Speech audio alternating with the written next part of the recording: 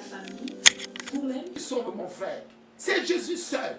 Mais les gens ne veulent pas. Parce que le péché a déjà abondé. Et les gens se cachent. Là, le péché a abondé, la grâce a surabondé. Mais c'est vrai. Montre-nous que tu es un être de grâce. Montre-nous que la grâce de Dieu est en train de surabonder en toi. Tant qu'il y aura péché, tant que tu seras dans le péché, sache que la grâce ne va pas surabonder. C'est quand tu vas te repentir, qu'on saura que la grâce surabonde. Parce que la grâce et le péché ne vont pas ensemble. Le Seigneur nous dit d'abandonner le péché pour que sa grâce agisse. C'est vrai que la grâce agira toujours. Même quand la grâce te repère, bien aimé, c'est pour que tu abandonnes le péché. Parce qu'il ne faut pas comprendre les choses, confondre les choses. La grâce, c'est un don ou ce sont des dons que nous ne méritons pas, mais que Dieu nous accorde. Vous comprenez bien? Donc Jésus est déjà mort à la croix. Jésus est déjà ressuscité. Jésus est déjà assis à la droite de Dieu le Père. Jésus est déjà glorifié.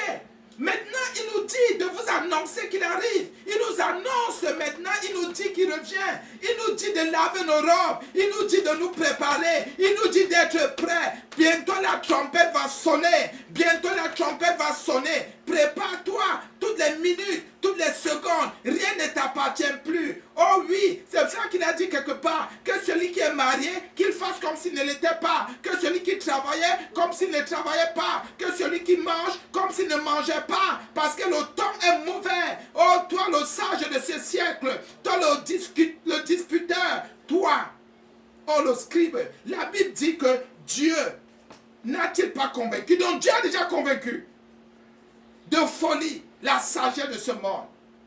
Ce ne sont pas les sages que Dieu a convaincus de folie, mais c'est la sagesse elle-même. Et quelle sagesse alors la sagesse du monde? Dieu sait que le monde a une sagesse. Et c'est cette sagesse-là que Dieu a convaincu de folie. Donc Dieu a dit que vous là, vous n'avez pas le discernement spirituel. La sagesse de ce monde ne peut pas discerner les choses de Dieu. C'est pour cela que vous voyez, il y a les homosexuels. Vous voyez comment il y a des nations qui défendent l'homosexualité, qui défendent la pédérastie. Il y a des nations qui disent que la polygamie est une bonne chose. Il y a des nations qui sont racistes, qui sont mauvaises. Il y a des familles, il y a des tribus. Oh bien-aimé, là où si tu n'épouses pas quelqu'un de cette tribu, ça veut dire que tu n'as rien compris. Voilà la sagesse du monde. Il faut que telle tribu épouse une fille de là-bas, un homme de là-bas. Voilà la perdition. Voilà la sagesse du monde. Si nous ne sommes pas tous des intellectuels, nous n'avons pas le droit de marcher avec ceux qui ne sont pas intellectuels. Voilà la sagesse du monde. C'est aux intellectuels qu'on donne la première place. C'est aux industriels. C'est à ceux qui ont de grosses maisons, de grosses voitures. À ceux qui ont un nom. Toi qui n'as pas de nom, on ne te respecte pas. Ah oui, bien-aimé, tu n'es pas dans telle religion, on ne va pas te respecter. Tu n'es pas dans telle religion, on ne te respecte pas. Si tu ne fais pas les écorces comme eux, les fétiches comme eux, on ne te donne aucune place. Si tu es différent, on dit fiche-nous le camp. Nous on veut ici les gens qui sont les ivrognes comme nous. Nous on recherche les adultères. La Bible dit que Dieu a convaincu de folie, donc de manque de discernement spirituel. La sagesse de ce monde. Oui, dans ce monde, la sagesse de ce monde ne peut pas comprendre les choses de Dieu. C'est pour cela qu'il faut se convertir. Bien-aimé, le monde est mauvais. Bien-aimé, le monde est méchant. Regardez seulement les grandes nations qui gouvernent. Regardez les grandes nations de cette terre. Tous ceux qui gouvernent sont des satanistes.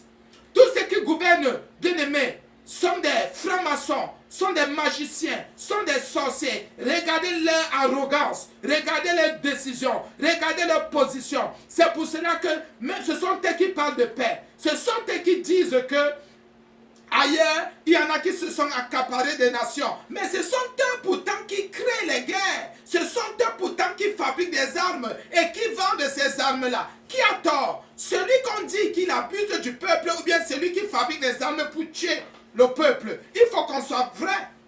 Il faut qu'on soit vraiment frère. Convertis-toi à Jésus. Et si tu te convertis à Jésus, tu verras que le monde dans sa sagesse est en train de te perdre. Est en train de perdre les hommes. C'est ça qu'ils font la promotion. La promotion de beaucoup de produits. On te fait la promotion des greffes, la promotion des vêtements, la promotion jusqu'à la nourriture, jusqu'à des choses terribles. Tu te rends compte que c'est ça la sagesse du monde, frère. Et cette sagesse-là, Dieu a déjà convaincu. Ça a été fait. Donc la sagesse du monde sait qu'elle est à nu devant Dieu. les solutions là pour s'en sortir, pour dire non, c'est pour que notre vie soit facile, c'est parce qu'il n'y a pas Jésus. Bien aimé mon frère, ma soeur, tant que tu es dans le péché, sache que c'est la sagesse du monde qui te gouverne. Tant que c'est le mal qui gouverne ton esprit, tant que tu es dans la fornication, dans l'impudicité, tant que tu seras malhonnête mon frère, envers tout le monde, envers toi-même, envers ton prochain, tant que tu vas, bien aimé, tant que tu resteras malhonnête, sache-le. Sache-le mon frère, ma soeur, sache-le, sache-le. Le royaume des cieux ne t'appartiendra pas. Même pas un peu, ne te séduis pas. Les hommes se séduisent trop. C'est la sagesse du monde qui se séduit. C'est la sagesse du monde qui cherche le court chemin. C'est la sagesse du monde qui raisonne. Il y a même un verset qui dit, où est le raisonneur de ces siècles? C'est plutôt une autre traduction. Bien aimé mon frère, ma soeur, arrête de raisonner. Les intellectuels nous ont perdus. Les coutumes nous ont perdus. La religion nous a égarés. Mon frère, il faut seulement chercher Jésus maintenant. Il faut chercher Jésus. Cherche seulement la face de Dieu. Convertis-toi. Jésus est mort pour tes péchés, pour mes péchés, pour nos péchés. Jésus a souffert. Lui qui n'a pas été brigand. Lui, il est mort à la croix pour nous. Lui s'est donné pour nous, mon frère, ma soeur, convertis-toi. Crois que Jésus est Dieu. Crois qu'il ne se fait pas tard. Même si tu as été découragé par un pasteur. Tu as été découragé par un serviteur de Dieu. Bien-aimé, ce n'est pas Dieu qui t'a découragé. Lui ne décourage pas. Lui, il appelle. Il ne veut pas la mort d'un homme. Il ne veut pas la mort du pécheur. Mais Dieu veut quelque chose. Il veut que le pécheur se repente. Il veut que le pécheur se détourne de ses mauvaises voies. Oh mon frère, ma soeur. Mon frère, ma soeur, encore ce matin. Jésus t'appelle. Jésus t'interpelle. 1 Corinthiens 1, verset 21 dit maintenant. On a d'abord vu au verset 20. Comment Dieu a convaincu. Ça a déjà été fait. Oui, bien aimé, ça a été fait. C'était déjà fait. Donc, aujourd'hui là, il ne faut pas avoir peur des menaces des hommes. N'aie pas peur des menaces des hommes. Qu'est-ce que les hommes vont te faire, mon frère? Dieu a déjà convaincu la sagesse de ce monde. La sagesse du monde ne peut pas te sauver. La sagesse du monde ne peut pas te garder. La sagesse du monde ne peut rien te donner. C'est une sagesse qui mène les gens à la perdition. Ne t'appuie pas sur les choses matérielles que tu as. C'est ça la sagesse du monde. Cette sagesse est folle déjà. Cette sagesse n'a pas de discernement spirituel. Ne comprend pas les choses de Dieu. La Bible dit dans 1 Corinthiens verset 21, car, on explique, Paul s'explique, le Saint-Esprit s'explique. Ah oui, il s'explique. Dieu même s'explique à un moment donné. C'est pour ça qu'il nous donne sa parole. Car, puisque le monde, avec sa sagesse, écoutez, le monde marche avec sa sagesse. Le monde marche avec sa compréhension. Le monde marche avec ses solutions. Le monde marche avec ses résolutions. C'est pour cela qu'il n'y a que les hommes du monde pour trouver les solutions aux choses du monde. Nous, enfants de Dieu, nous ne pouvons pas trouver les solutions aux choses du monde. Mon frère, tu ne peux pas changer le monde. Quand vous voyez quelqu'un dire, je vais changer le monde, je vais changer mon monde, c'est un mondain. Non. Nous ne pouvons que proposer. Nous ne pouvons que prier. Nous ne pouvons que présenter Jésus au monde. On ne peut rien faire d'autre, mon frère. On ne peut rien faire d'autre, ma soeur. Toi qui dis, non, on va changer le monde. Je vais changer mon monde. Tu ne peux pas changer ton monde. Tu as quel monde, mon frère? Et c'est comme ça que les prédicateurs vous perdent pour vous dire que vous avez un monde. Et vous entrez dans votre propre sagesse. Vous entrez dans votre propre logique. Bien aimé, tu n'as aucun monde. Tu ne peux pas changer le monde. Le monde a ses adeptes. Le monde a sa sagesse. Si tu as la sagesse de Dieu, tu ne peux que prier pour les gens. Pour que les gens se repentent. Tu ne peux que parler de Jésus. De la sanctification. De la sainteté. Oui, mon frère, ma soeur. Et c'est ça qu'on voit aujourd'hui. Les hommes de Dieu. Les enfants de Dieu. Vous voyez quelqu'un dire, programme de miel. Mon frère, ta vie sera sucrée comme du miel. C'est la sorcellerie, mon frère. Voilà la sagesse du monde. Quelqu'un vient te donner un thème. Un thème. Mon frère, ma soeur, quelqu'un te donne un thème. Le miel est fait pour manger. Et tu as mangé ce miel après ce proclame. Est-ce que tu t'es repenti de ton adultère? Est-ce que tu t'es repenti de ta malhonnêteté? Tu comprends maintenant que si ton cœur n'est pas sucré, si ton cœur ne se repent pas, mange tout le miel de tous les marchés de la nation. Tu ne changeras pas. Pourquoi tu ne t'es jamais converti à Dieu? Tu ne t'es pas converti aux Saintes Écritures. Tu ne t'es pas converti à Christ. Tu n'es pas né de nouveau, né d'esprit. Oui, mon frère, ma soeur, achète tout le miel que tu veux. Ton cœur a-t-il changé? As-tu pardonné à ton père? As-tu pardonné à ta mère? As-tu pardonné à tes frères? As-tu pardonné à tes soeurs? Oh mon frère, oh ma soeur, achète tout le miel, ça servira à quoi? C'est la sagesse du monde, mon frère. C'est la sagesse du monde. Ça ne sert à rien. Et quand le païen, le mondain, dans sa sagesse écoute, il peut acheter du miel. On lui vend du miel. On ne vend rien à l'église, mon frère. Et j'insiste et je dis, tous les hommes de Dieu qui vendent dans l'église sont maudits. Ce n'est pas moi qui les maudis, c'est Jésus. Parce que la Bible dit que Jésus a chassé les vendeurs et les changeurs du temple. Tous ceux qui faisaient les transactions financières dans l'église, dans la maison de Dieu, ils sont maudits. Jésus les a chassés. Mon frère, ma soeur, ce matin, Jésus, le Christ te parle. Arrête de te séduire. On t'a déjà emmené dans les envoûtements. On t'a déjà envoûté. C'est pour cela que tu disputes. Tu disputes. C'est pour ça que la Bible dit, mais où est le disputeur de ce siècle? Où est-il? Où est le disputeur? Où est le scribe? Mais où est le sage de ces siècles? La Bible dit que dans ces siècles, il n'y en a pas. Il n'y a pas de sage. Quand Jésus étale son onction, quand Jésus déverse sa sagesse, mais les hommes sont confondus. Ils sont dans la confusion. Mais la Bible dit dans 1 Corinthiens 1:21, car puisque le monde, écoutez bien, le monde a sa sagesse. C'est pour ça que vous allez voir les gens habillés en demi-jupe. Les gens s'habillent avec les seins dehors. Vous allez voir les femmes mettre les greffes. Vous allez voir les gens mettre les mèches. Vous allez voir les gens se mettre les vernis. Vous allez voir les hommes marcher avec les caleçons dehors. Vous allez voir les hommes être pédés. Les hommes percer les oreilles et mettre les boucles. Les hommes s'épiler. Épiler les soucis. Vous allez voir les hommes se dresser. Voilà la sagesse du monde. Vous allez voir les hommes. Vous voyez quelqu'un, on dit qu'il est fait mal. Il a volé. Il achète une maison. Il achète terrain, voiture. On lui donne de l'espace. On l'acclame. On acclame le féman. On acclame le voleur. Depuis quand est-ce qu'un voleur est acclamé? À l'époque de Jésus, et dans d'autres nations, sur d'autres nations, on les envoie en prison. Parce que ce sont des voleurs. Ah oui! Ce sont des voleurs, les envoie en prison, mon frère, ma soeur. La Bible dit, puisque le monde, avec sa sagesse, adultère, on dit qu'il n'y a pas de problème. Même si quelqu'un est intellectuel, même s'il vole, même s'il ment, même s'il est orgueilleux, on trouve que c'est normal. C'est ça la sagesse du monde, mon frère. La Bible dit, puisque le monde avec sa sagesse n'a pas connu Dieu. Dans la sagesse de Dieu. Si je voudrais connaître Dieu, c'est dans, il y a le mot dans la sagesse de Dieu. Donc c'est à toi de prier, mon frère. Pour que tu quittes la sagesse du monde. Pour que tu connaisses Dieu, prie pour que Dieu te donne sa sagesse, mon frère. Et il y en a même qui ne connaissent pas, il y a des prédicateurs qui n'ont pas la sagesse de Dieu. C'est pour cela qu'ils viennent avec la sagesse du monde. Pour faire les choses, c'est dans le monde qu'on fait le commerce. Bien aimé, dans le royaume des cieux, il n'y a pas de capitalisme. Il n'y a pas de ça. Dans la maison de Dieu, si Dieu m'a convaincu par son esprit, je vais donner mon offrande librement. Ma libéralité, c'est librement. Il y a le mot libéralité, on donne librement. Sans contrainte, ni tristesse. Là où on m'impose de donner, c'est qu'il y a un problème, mon frère.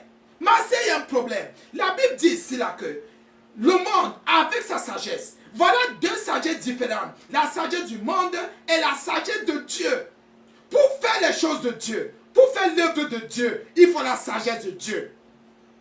Dans le livre de Jacques, la Bible dit qu'il faut demander la sagesse à Dieu. Et Dieu donne sans reproche. Oui, bien aimé mon frère, ma soeur, qu'est-ce qui te conduit aujourd'hui? Qu'est-ce qui te permet de résoudre tes problèmes? La sagesse de Dieu ou la sagesse du monde? Parce qu'il y en a qui viennent dans l'église, qui prêchent la parole de Dieu. Mais c'est avec la sagesse du monde qui prêchent la parole de Dieu. C'est pour cela qu'ils vont dans l'église. C'est pour cela qu'ils abusent des soeurs à l'église. Ils abusent des frères. Ils abusent de tout le monde, mon frère, ma soeur. Oh Seigneur Jésus. Bien aimé, le Seigneur Jésus revient bientôt. Quand vous voyez les catastrophes qu'il y a, quand vous voyez ce qui se passe partout, ça veut dire que Jésus est à la porte. Jésus te dit ce matin, repens-toi. Jésus te dit ce matin, reviens. Jésus te dit ce matin, change ta mentalité. Lave ta robe, mon frère, ma soeur. Abandonne le mal, le péché, les abominations. Reviens. Reviens et repens-toi. La Bible dit, puisque le monde avec sa sagesse n'a point connu Dieu, dans la sagesse de Dieu. Pour que je connaisse Dieu, c'est dans sa sagesse. Celui qui n'a pas la sagesse de Dieu ne peut pas le connaître. Bien-aimé mon frère, ma soeur, qu'on ne te manque pas. Tu ne peux pas connaître Dieu avec tes diplômes dans tes diplômes. Dans ton couple, dans ton ménage, dans ton mariage, dans tes choses, tu ne peux pas connaître Dieu.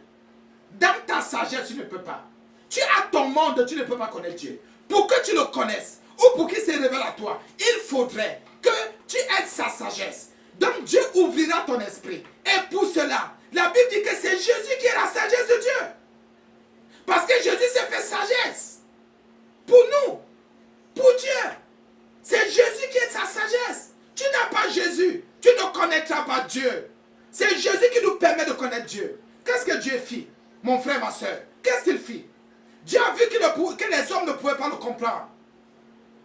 Ah oui, les hommes ne pouvaient pas le comprendre. Même Adam n'a pas compris Dieu. C'est pour cela qu'il a péché contre Dieu. C'est pour cela qu'il a violé la parole de Dieu. Dieu a dit, je ne vais pas m'arrêter là. Même si le premier homme sur terre ne m'a pas compris. Voilà ce que je vais faire. Je vais commencer à me révéler aux autres. Il a commencé à se révéler. Il a utilisé les Noé. Il a utilisé Abraham. Il a utilisé Israël. Il a utilisé les juges. Il a utilisé les prophètes. Il a utilisé. Même jusque-là, ça n'a pas donné.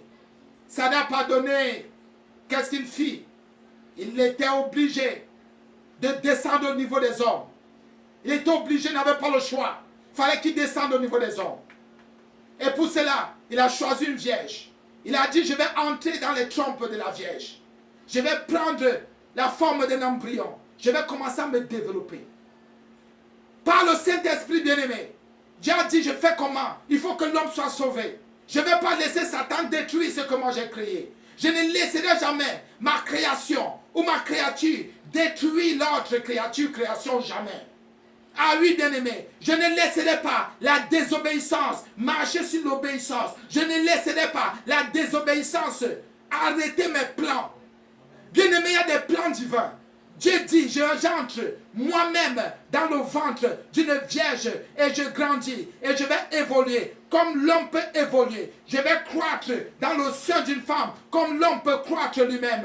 Et après 9 mois, je viendrai au monde comme n'importe quel humain. Ça, c'est le message de Dieu. Pour que Dieu vienne à notre niveau, il fallait qu'il le fasse au nom de Jésus. Il fallait qu'il fasse par là. Il fallait qu'il fasse ce geste-là au nom de Jésus. Oui, bien-aimé. Et voilà, Marie accoucha de Dieu, qui est un homme 100% et 100% homme, 100% Dieu. Voilà comment Jésus a grandi. Dieu a grandi au milieu de nous. Jésus-Christ, le Sauveur, c'est Dieu qui a pris la forme humaine. C'est Dieu qui est venu lui-même dans le corps d'un humain. Ça ne dépendait pas de Marie. Parce que Marie même, c'était même contre. Parce qu'elle ne connaissait rien, mais elle était vierge, elle était pure. Elle n'avait jamais connu d'homme. C'est ça qu'on dit. Les gens qui vous disent d'aller en mariage, ayant un enfant, 2, 3 enfants sont des bêtises. Un enfant de Dieu ne couche pas avant le mariage. Homme ou femme, on n'a pas de relations sexuelles avant le mariage, c'est interdit. Sinon vous allez porter des serpents, vous allez porter des animaux, des dragons dans vos corps. Et vous pourrez accoucher. Oh bien-aimé. Et vous verrez ce qui va se passer après. Donc je continue bien-aimé. La Bible dit que Marie donna naissance à Emmanuel, Dieu avec nous. Oh, Dieu avec nous. Dieu n'était plus éloigné de l'homme. Dieu était au milieu de sa création. Dieu était au milieu de sa créature. Dieu a grandi en tant qu'homme, en tant qu'humain, au milieu d'Israël, son peuple. Et à 30 ans, Jésus est en tant que Dieu, en tant que fils de Dieu, est entré dans la gloire. Il a commencé à démontrer la puissance de Dieu. Il a enseigné. Il a enseigné. Lui-même, avant d'enseigner, il est entré dans les eaux du baptême. Jésus même a été tenté. Oh Seigneur Jésus. Oh Jésus, tu as fait un travail merveilleux. Tu es descendu à notre niveau, au niveau de notre compréhension. Tu es venu montrer aux hommes. C'est pour ça que la Bible dit que Dieu a convaincu la sagesse du monde. A convaincu de folie la sagesse du monde. Oui. Oui, bien-aimé, Dieu lui-même est venu. Il a vécu au milieu de nous. Il a mangé, il a bu, il s'est vêtu. Il avait les faiblesses humaines, bien-aimé. Donc il pouvait se fatiguer aussi. Il pouvait avoir sommeil. Il pouvait avoir besoin de repos. Il pouvait il est passé par un humain. Et Jésus est entré dans son ministère pour montrer que Dieu sur terre. Un humain peut vivre sur terre sans péché. Un